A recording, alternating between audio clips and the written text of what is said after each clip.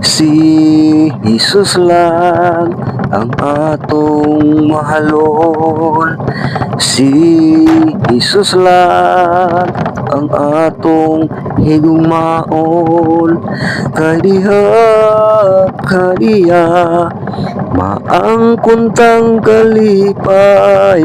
Kadiha kaniya maangkon tang kinabuhing dayon.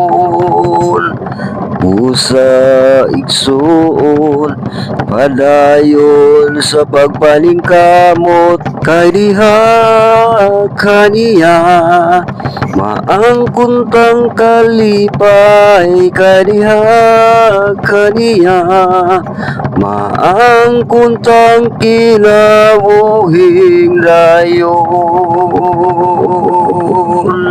Kadiha kaniya maangkon tang kalipay. Kadiha kaniya maangkon tang kinabuhing dayon.